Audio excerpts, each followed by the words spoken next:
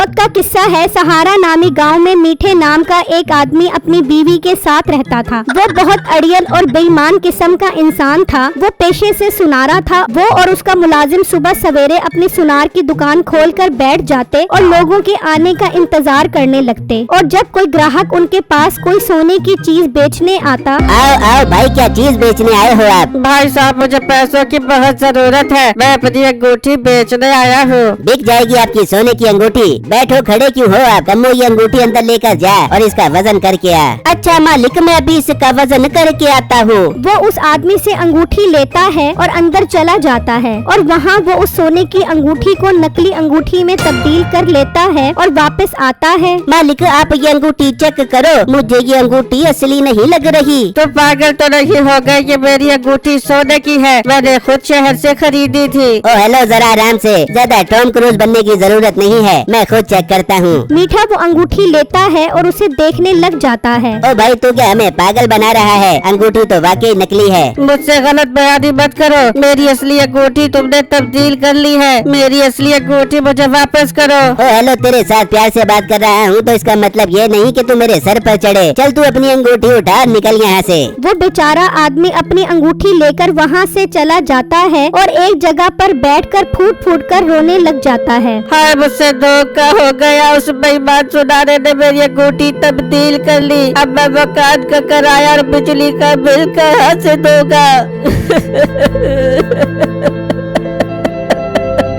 वहाँ मीठा और उसका मुलाजिम बहुत खुश हो रहे होते हैं। अरे वाह कम्मू, बहुत अच्छा काम किया है तूने। जी मालिक, मैंने तो अंदर जाते ही उसकी सोने की अंगूठी को नकली अंगूठी के साथ तब्दील कर दिया था। बस इसी तरह पूरे गांव वालों को ठगना है, किसी को भी नहीं छोड़ना। उसी गांव में बिट्टू नाम का लड़का अपनी फैमिली के साथ रहता था। बिट्टू गांव में उग रही तरबूज की फसल खरीदना चाहता था ताकि वो उसे मुनाफे के साथ शहर जाकर बेच सके। बिट्टू, तुम्हारे साथ मेरा सौदा नहीं बन सकता। तुम्हारे पास पैसे ही नहीं है। मैं ये फसल किसी और को दे दूंगा। फसल तैयार है, लेट की तो खराब हो जाएगी। नहीं भाई नहीं, आप मुझे एक दिन का टाइम और दे दो। मैं पैसों का बंदोबस्त करके आपके पास आता हूँ। ठीक है, तुम्हारे पास एक दिन का टाइम है। अगर पैसों का बंदोबस्त करके आ गए तो तुम्हें फसल मिल जाएगी, वरना मैं ये फसल किसी और को दे दूंगा। ठीक है भाई, मैं कल ही आपके पास पैसे लेकर आता हूँ। बिट्टू अपने घर जाता है और उन्हें सारी बात बताता है। बेटा, ये तो बहुत ज्यादा पैसे हैं। इतने पैसे तो मैं नहीं दे सकता। तू एक काम कर, अपने चाचू के पास जा और उससे पैसे मांग। मुझे उम्मीद है वो जरूर दे देंगे। ठीक है अब्बू जान, मैं चाचू के पास जाता हूँ और उनसे पैसे मांगता हूँ। बिट्टू घर से निकलता है और अपने चाचू के पास आ जाता है और उनसे पैसे मांगता है। क्या 2 लाख रुपए? तू पागल तो नहीं हो गया? मेरे पास नहीं है इतने पैसे। चल चल निकल यहाँ से और अपने बाप को भी समझा दे कि ये पैसे मांगने वाला काम बंद करे। चाचू, आप मेरा यकीन करें, पैसे कमाने का बहुत अच्छा मौका है। तरबूज की फसल में पूरे 1 लाख रुपए का मुनाफा होगा। मुनाफे का सुनकर उसके मुंह में पानी आ जाता है। देख बेटू, मेरे पास पैसे तो नहीं है, लेकिन तेरी चाची का सोने का हार है। वो कहीं रखवा कर पैसे लेकर फसल खरीद ले, लेकिन मुनाफे में 50,000 रुपया मेरा होगा। ठीक है चाचू, मुझे मंजूर है। मैं हार गिरवी रखवा कर पैसे ले लूँगा और फिर फसल बेचकर आपका हार वापस उठाकर 50,000 मुनाफे के साथ आपको वापस करूँगा। ठीक है, तो यहाँ रुक, मैं अंदर से हार लेकर आता हूँ।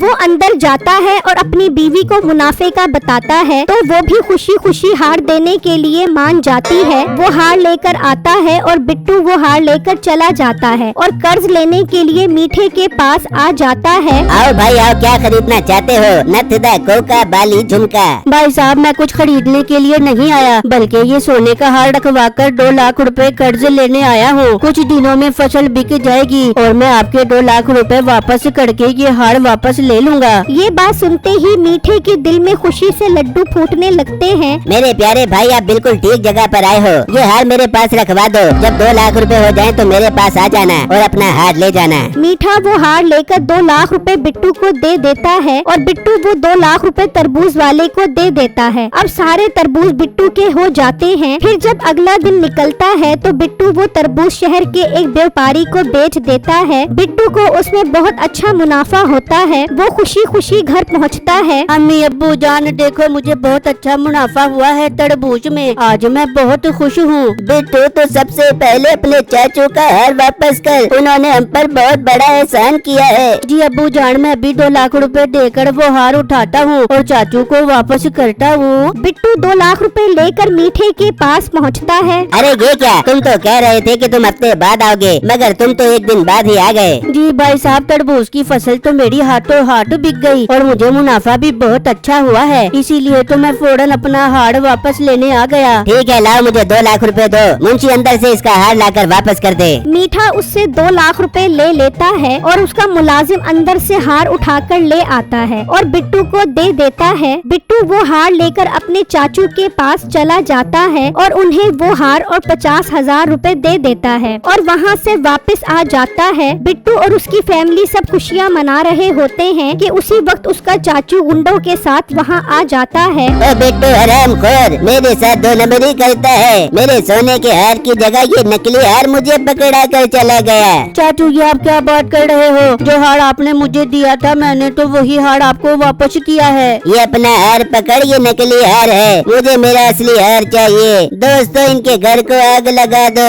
छोटे भाई तुझे कोई गलत फहमी हो गई है, बिट्टू ऐसा नहीं कर सकता। अपना मुंह बंद करो, चलो निकलो घर से, अब ये घर मेरा है जब तक तुम मुझे मेरा असली हार वापस नहीं करते। चाचू ये आप गलत बात कर रहे हो, अपनों के साथ भी भला कोई ऐसा करता है? तेरी ऐसी की तैसी। चलो चलो अपना सामान उठाओ और निकलो यहाँ से, वरना मैं घर समेत तुम्हें भी आग लगा दूंगा।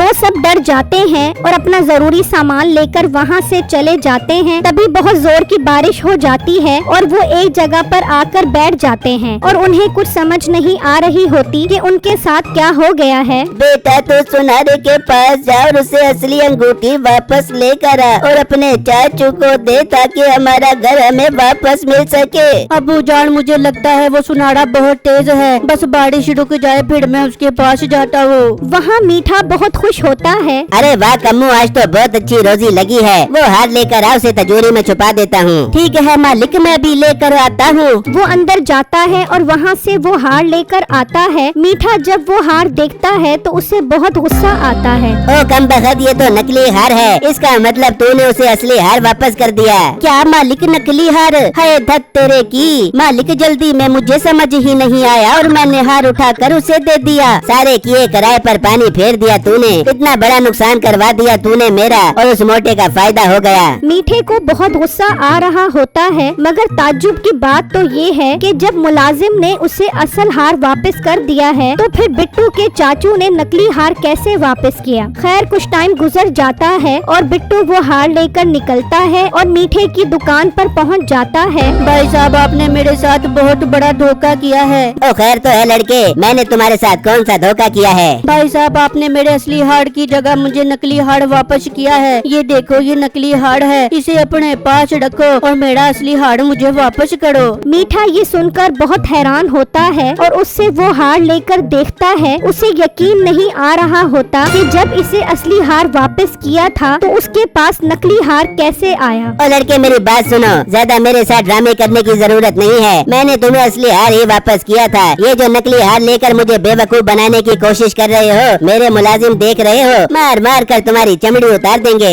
भाई मैं झूठ नहीं बोल रहा, ये हार मैं अपने चाचू से लेकर आया था और आपसे पैसे लेकर गया था। फिर मैंने आपसे ये हार लेकर चाचू को वापस कर दिया था। मैं तो घर वापस भी आ गया था, मगर पीछे से वो आ गए और उन्होंने हमें हमारे घर से भी निकाल दिया। आप असली हार दे दो वरना वो हमारा घर हमें कभी भी वापस नहीं करेंगे। अब मीठे को यकीन हो जाता है कि हो न हो इसका चाचू ही इसके साथ 2 नंबरी कर रहा है। देखो लड़के, मैंने तुम्हें असली हार ही वापस किया था। अगर तुम्हें यकीन नहीं आ रहा तो अपने चाचू के घर जाओ, उसने असली हार अपनी अलमारी में रखा होगा। बिट्टू कुछ सोचे समझे बगैर अपने चाचू के घर आता है। देख ले बेगम कैसे बेवकूफ बनाया बिट्टू और उसके घर वालों को। असली हार भी अपने पास आ गया और उनका घर भी हमारा हो गया। अब हम सुकून से जिंदगी गुजारेंगे। बिट्टू ये सब सुनकर चौंक जाता है। उसे यकीन नहीं आ रहा होता कि उनका अपना खून भी उनके साथ ऐसा कर सकता है। बिट्टू वापस आकर मीठे को बताता है, देखा ना, मैंने ठीक कहा था ना।